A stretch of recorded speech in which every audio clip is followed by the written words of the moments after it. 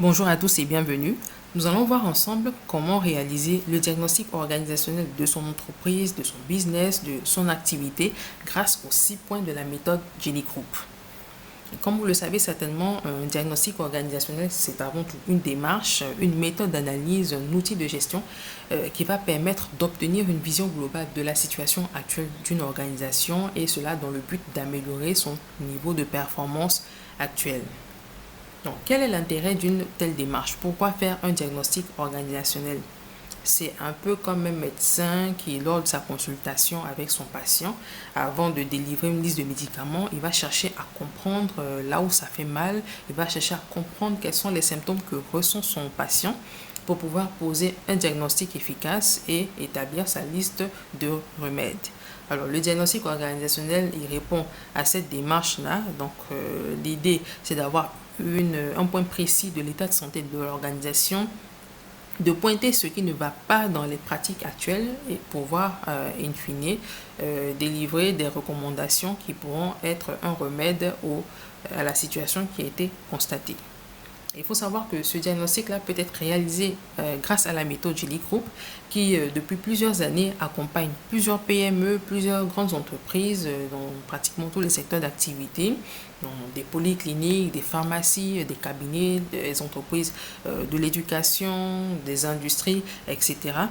Et cette méthode-là présente en 6 points parfaitement tous les axes d'analyse et de développement d'une entreprise. Et elle a permis de dégager, de fournir des recommandations qui ont permis aux promoteurs de plusieurs entreprises de voir plus clair dans leurs activités, d'augmenter leurs bénéfices ainsi que leurs différentes performances.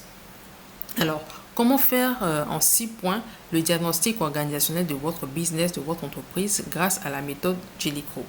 Et pour cela, en toute première position, ce qu'on va regarder, ça va être votre stratégie. Et qui dit stratégie dit définition des objectifs. Est-ce que votre entreprise, est-ce que votre business, est-ce que votre activité a des objectifs formulés à court, moyen et long terme et surtout déclinés clairement? Pourquoi? Parce que l'absence d'objectifs ou encore les objectifs formulés, mal formulés, vont vous donner l'impression de ne pas évoluer, vont vous donner l'impression de faire du surplace, de tourner en rond. Donc, c'est pourquoi il est très important que vos objectifs organisationnels soient définis de manière claire. Et dans ce même point-là, il faudra également faire l'analyse de l'existant de votre situation actuelle en termes de force, de faiblesse, de menaces et d'opportunités présentes dans votre environnement direct et indirect. La deuxième chose à analyser, ça va être votre efficacité opérationnelle, c'est-à-dire vos opérations. Donc, l'ensemble des actions concrètes que vous allez mettre en place pour pouvoir déployer votre stratégie et surtout votre capacité à pouvoir fournir le produit ou le service pour lequel le client paye. Effectivement. Donc, est-ce que vos opérations actuellement vous permettent de délivrer justement le service ou encore le produit que le client a commandé dans les délais impartis et selon la qualité que vous avez communiqué? Est-ce que vous arrivez à respecter votre cahier des charges? Est-ce que vos opérations, est-ce que les actions que vous menez concrètement permettent justement de fournir à vos différents clients les services et les produits pour lesquels ils payent, pour lesquels ils s'abonnent à vous? Troisième point, efficacité commerciale. Est-ce que votre entreprise, est-ce que votre business a une démarche commerciale structurée et systématique?